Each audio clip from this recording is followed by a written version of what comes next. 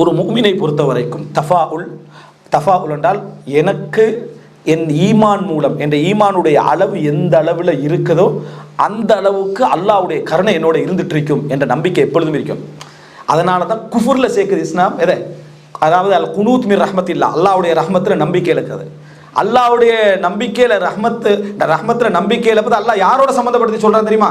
நபிமார்கள், மலக்குமார்கள், சஹாபாக்களோட சம்மந்தப்படுத்தி இல்லை, தனக்கு தானே அநியாயம் இழைத்து கொண்ட எனது அடியார்களே என்றான். யாரப்பா சொல்றான்? உலக மகா பாவிகள்கிட்ட அல்லாஹ் சொல்றான். இது சம்பந்தப்படுத்தினது அல்லாஹ் நபிமார்கள்ட்ட இல்லை, சஹாபாக்கள்கிட்ட இல்லை, தாபீன்கள்ட்ட இல்லை, சம்பந்தப்படுத்தினது உலக மகா பாவிகள்கிட்ட அல்லாஹ் சம்பந்தப்படுத்தினா. அநியாயம் இழைத்து கொண்டவர்களே ரஹ்மத்துல நம்பிக்கை இழக்கவானாண்டு. அப்போ இங்க புரிஞ்சு கொள்ள வேண்டிய முக்கியமான விஷயம், அல்லாஹ்வுடைய ரஹ்மத் ஒரு முஃமினுக்கு ஈமானுடைய சொட்டு வாடை அடிக்கிற இடத்திலும் இருக்கும்.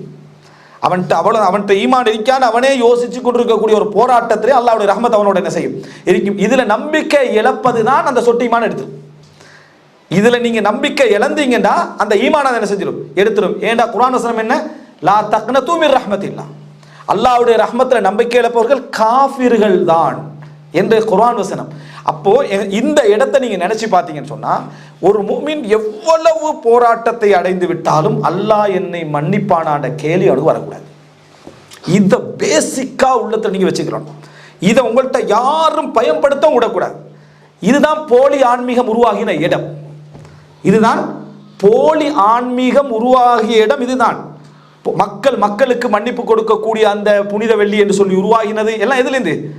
இந்த இடத்தை பாதுகாக்க. வமை யக்ஃபிரு துனூப இல்லல்லாஹ், அல்லாஹ்வை தவிர பாவங்களை மன்னிக்க கூடியவன் யார்? எங்களுக்கு அந்த ஒரு கிறிஸ்தவ ஃபாதிரி ஒருவர் இந்த வசனத்தில் இஸ்லாத்துக்கு வந்த சம்பவம் நம்ம சொல்லிக்கிறேன், சரியா? அந்த முக்கியமான இந்த வசனத்தை படித்ததுலேருந்து அவர் மன்னிப்பு கொடுக்க போயிட்டு இருக்கிறாரு. அவரால் அந்த குரோஸை தூக்க முடியாமல் போயிட்டு, ஒரு முஸ்லீம் சிறுவன் அப்படி பங்கிட்டு இருக்கிற, இவருக்கு கொடுக்கல, இவர் மத குருவனால கேட்டு படிக்கிறாரு. வமை யக்ஃபிரு துனூப இல்லல்லாஹ், பாவங்களை அல்லாஹ்வை தவிர மன்னிக்க கூடியவன் வேறு யாருன்னு கேள்வி இருக்கு. ஏன்னா அவருக்கு தெரியும் அவர் மன்னிக்க தகுதி இல்லை என்று. அந்த உள்ளத்தை அவருக்கு ஆட்டுது. இறுதியாக அவரது அந்த மாதிரியான ஒரு நாளில் அதை தூக்குற டைமில் அவரோட மனசு வரல, வச்சுட்டு போயிட்டாரு. ரூம்ல போய் அழுகிறாரு. வமை யக்ஃபிரு துனூப இல்லல்லாஹ், அவருடைய கர்த்தரை தவிர பாவங்களை மன்னிப்பவர் யார்? உள்ளத்தை ஆட்டுது. இஸ்லாத்துக்கு வராரு இந்த வசனம்.